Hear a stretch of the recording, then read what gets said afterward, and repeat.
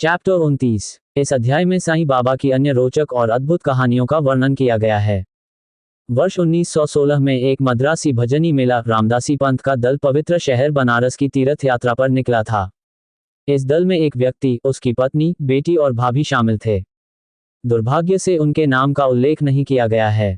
रास्ते में दल को पता चला कि अहमदनगर जिले के कोपरगांव तालुका के शिरडी में साईं बाबा नाम के एक महान संत रहते हैं, जो शांत और धैर्यवान थे और जो बहुत उदार थे और जो प्रतिदिन अपने भक्तों और कुशल व्यक्तियों को पैसा वितरित करते थे, जो वहां जाकर अपना कौशल दिखाते थे।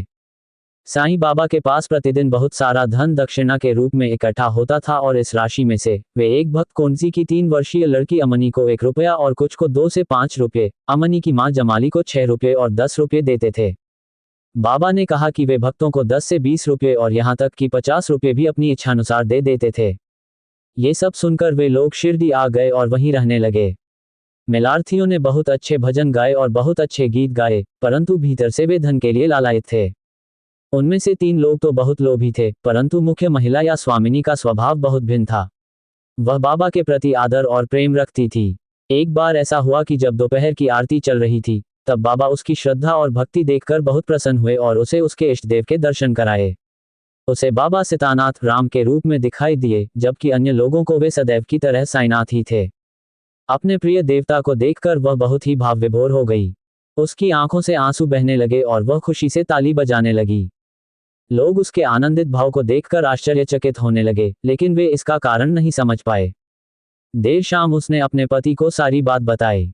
उसने बताया कि उसे साईं बाबा में श्री राम के दर्शन कैसे हुए। पति ने सोचा कि वह बहुत ही सरल और भक्त है और उसे राम के दर्शन होना उसके मन का भ्रम हो सकता है। उसने उसे यह कहते हुए धिक्कारा कि यह संभव नहीं है कि वह अकेली राम के दर्शन करे और वे सभी साईं बाबा को देखें। उसे इस बात पर कोई आपत्ति नहीं हुई, क्योंकि वह इतनी भाग्यशाली थी कि उसे कभी कभी राम के दर्शन हो जाते थे। इस तरह की बातें चल रही थीं, तभी एक रात उसके पति को स्वप्न में एक अद्भुत दृश्य दिखाई दिया। वह एक बड़े शहर में था। वहां की पुलिस ने उसे गिरफ्तार कर लिया था। उसके हाथ रस्सी से बांध दिए थे और उसे एक पिंजरे लॉकअप में डाल दिया था। पुलिस ने जब उसे पकड़ना शुरू किया तो उसने देखा कि साईं बाबा पिंजरे के पास चुपचाप खड़े हैं।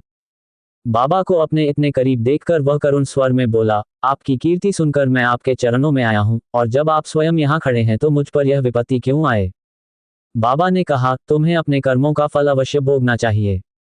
उसने कहा, मैंने इस जीवन में ऐसा कोई काम नहीं किया है जिससे मुझ पर ऐसी विपत्ति आए। बाबा ने कहा, यदि इस जीवन में नहीं तो तुमने अपने पिछले जन्म में अवश्य ही कोई पाप किया होगा। उसने उत्तर दिया, मैं अपने पिछले जन्म के बारे में कुछ नहीं जानता, लेकिन यदि मान भी लूं कि मैंने कोई पाप किया भी है तो उसे तुम्हारी उपस्थिति में जलाकर नष्ट क्यों न कर दिया जाए, जैसे सूखी घास को आग में जलाकर नष्ट कर दिया जाता है। बाबा, क्या तुम्हें इतनी श्रद्धा है? उसने हाँ। तब बाबा ने उससे आंखें बंद करने को कहा। जैसे ही उसने आंखें बंद की, उसे किसी चीज के गिरने की जोरदार आवाज सुनाई दी और आंखें खोलकर उसने देखा कि वह मुक्त हो गया है और पुलिस खून से लथपथ होकर नीचे गिर गई है। वह बहुत भयभीत होकर बाबा की ओर देखने लगा। बाबा ने कहा, अब तुम अच्छी तरह पकड़े जा चुके हो, अब पुलिस वाले आकर तुम्हें गिरफ्तार कर लेंगे। फिर उसने विनती की, आपके अलावा कोई दूसरा रक्षक नहीं है, किसी भी तरह मुझे बचा लीजिए। तब बाबा ने उसे पुनः आंखें बंद करने को कहा। उसने ऐसा ही किया। जब उसने अपने हाथ के पंजे खोले तो देखा कि वह पिंजरे से मुक्त हो गया है और बाबा उसके पास ही खड़े हैं। तब वह बाबा के चरणों पर गिर पड़ा। तब बाबा ने उससे पूछा, क्या इस नमस्कार और तुम्हारे पिछले नमस्कारों में कोई अंतर है? अच्छी तरह सोचो और उत्तर दो। उसने कहा, बहुत अंतर है। मेरे पिछले नमस्कार आपसे धन प्राप्त करने के उद्देश्य से किए गए थे, परंतु ये नमस्कार तो आपको भगवान के रूप में किया गया है। इसके अतिरिक्त पहले मैं ये सोचकर नाराज था कि तुम एक मुसलमान होकर हम हिंदुओं को बिगाड़ रहे हो। बाबा ने पूछा, क्या तुम्हें मुसलमान देवताओं पर मन से विश्वास नहीं है? उसने कहा, नहीं। तब बाबा ने कहा, क्या तुम्हारे घर में पंजा हाथ का प्रतीक नहीं है, और क्या तुम ताबूत में कदबीबी नाम से उसकी पूजा नहीं करते, जिसे तुम विवाह के अवसर पर तथा अन्य उत्सवों पर प्रसन्न करते हो? क्या ऐसा नहीं है? उसने ये सब स्वीकार कर लिया। तब बाबा ने कहा, तुम्हें और क्या चाहिए? तभी उसके मन में अपने गुरु रामदास के दर्शन की इच्छा जागी। बाबा ने उसे पीछे मुड़कर देखने को कहा। जब वह मुड़ा तो देखा कि रामदास उसके सामने था। जैसे ही वह उनके चरणों में गिरने लगा, रामदास अदृश्य हो गया। तब उसने जिज्ञासावश बाबा से पूछा, आप बूढ़े दिखते हैं, क्या आप अपनी उम्र जानते हैं? बाबा, क्या? तुम कहते हो कि मैं बुरा हूं, मेरे साथ दौड़कर देखो। ऐसा कहकर बाबा ने दौड़ना शुरू किया और वह भी उनके पीछे हो लिया। दौड़ते समय उनके पदचिह्नों से उड़ी धूल में बाबा अदृश्य हो गए और वह व्यक्ति जाग गया। जागने के बाद वह स्वप्न के बारे में गंभीरता से सोचने लगा। उसका मानसिक दृष्टिकोण पूरी तरह से बदल गया और उसे बाबा की महानता का एहसास हुआ। इसके बाद उसकी लोभी और संशयी वृत्तियां गायब हो गईं और बाबा के चरणों के प्रति उसकी सच्ची भक्ति मन में जाग उठी। ये दृश्य एक स्वप्न मात्र था, परंतु उसमें पूछे गए प्रश्न और उत्तर बहुत ही महत्वपूर्ण और रोचक थे। अगली सुबह जब सभी लोग आरती के लिए मस्जिद में एकत्र हुए, तो बाबा ने उसे प्रसाद के रूप में 2 रुपये की मिठाई और अपनी जेब से 2 रुपये दिए और उसे आशीर्वाद दिया। उन्होंने उसे वहां कुछ और दिन रहने को कहा और उसे आशीर्वाद देते हुए कहा, अल्लाह तुम्हें बहुत कुछ देगा और वह तुम्हारा भला करेगा। उसे वहां अधिक धन तो नहीं मिला, परंतु उसे बहुत अच्छी चीजें मिली, जैसे कि बाबा का आशीर्वाद, जो उनके लिए सदैव लाभदायक सिद्ध हुआ। इसके पश्चात दल को बहुत धन प्राप्त हुआ तथा उनकी तीर्थयात्रा सफल रही, क्योंकि उन्हें यात्रा में किसी प्रकार की असुविधा या कष्ट नहीं उठाना पड़ा। वे सभी सुरक्षित और स्वस्थ घर लौट आए तथा बाबा के वचनों और आशीर्वाद तथा उनकी कृपा से प्राप्त आनंद के बारे में सोचते रहे। ये कथा एक ऐसी पद्धति का उदाहरण है जिसका पालन बाबा अपने भक्तों के सुधार के लिए करते थे और अब भी करते हैं। बांद्रा, बंबई का एक उपनगर में एक तेंदुलकर परिवार रहता था, जिसके सभी सदस्य बाबा के भक्त थे। श्रीमती सावित्रीबाई तेंदुलकर ने मराठी में श्री साईनाथ भजन माला नामक पुस्तक प्रकाशित की है, जिसमें बाबा की लीलाओं का वर्णन करते हुए 800 अभंग और पद हैं। ये पुस्तक उन लोगों के लिए पठनीय है जो बाबा में रुचि रखते हैं। पुत्र बाबू तेंदुलकर दिन रात कठोर परिश्रम कर रहे थे तथा मेडिकल परीक्षा देना चाहते थे। उन्होंने कुछ ज्योतिषियों से परामर्श किया। उसकी जन्मपत्री देखने पर उन्होंने बताया कि इस वर्ष ग्रह अनुकूल नहीं है, अतः उसे अगले वर्ष परीक्षा देनी चाहिए, तब वह अवश्य सफल होगा। इससे उस पर निराशा छा गई तथा वह बेचैन हो गया। कुछ दिनों के पश्चात उसकी मां शिरडी गई तथा बाबा के दर्शन किए। अन्य बातों के साथ साथ उसने अपने पुत्र की उदासी तथा खिन्नता का भी उल्लेख किया, जो कुछ ही दिनों में परीक्षा देने वाला था। ये सुनकर बाबा ने उससे कहा, अपने पुत्र से कहो कि वह मुझ पर विश्वास रखे, ज्योतिषियों तथा हस्तरेखाविदों की जन्मपत्री तथा भविष्यवाणियां एक ओर रख दे तथा अपना अध्ययन जारी रखे। उसे शांत मन से परीक्षा में बैठने दे, इस वर्ष वह अवश्य उत्तीर्ण होगा। उसे मुझ पर विश्वास रखने तथा निराश न होने को कहो। माँ घर लौटी तथा अपने पुत्र को बाबा का संदेश सुनाया। तब उसने मन लगाकर अध्ययन किया तथा समय आने पर परीक्षा में बैठा। लिखित परीक्षा में उसके अच्छे अंक आए, परंतु संशय के कारण उसने सोचा कि उसे उत्तीर्ण होने के लिए पर्याप्त अंक नहीं मिलेंगे। अतः उसने मौखिक परीक्षा में बैठने की इच्छा नहीं की, परंतु परीक्षक ने उसे परीक्षा में बैठने के लिए मना कर दिया। इस बालक के पिता रघुनाथ राव बंबई में किसी विदेशी व्यापारिक फर्म में सेवारत थे। वृद्ध होने के कारण वे अपना काम ठीक से नहीं कर पाते थे, इसलिए उन्हें छुट्टी लेकर आराम करना पड़ा। छुट्टी के दौरान उनकी स्थिति में कोई सुधार नहीं हुआ, इसलिए छुट्टी बढ़ाना या सेवा से निवृत्त होना अपरिहार्य था। फर्म के मुख्य प्रबंधक ने उन्हें पेंशन पर सेवानिवृत्त करने का निर्णय लिया, क्योंकि वे वृद्ध और विश्वसनीय सेवक थे। पेंशन की राशि के संबंध में प्रश्न विचाराधीन था। उन्हें 150 रुपये प्रतिमाह मिलते थे और उनकी पेंशन यानी आधी राशि यानी 250 रुपये प्रतिमाह 75 रुपये से परिवार का खर्च पूरा नहीं हो सकता था, इसलिए वे सभी इस विषय में चिंतित थे।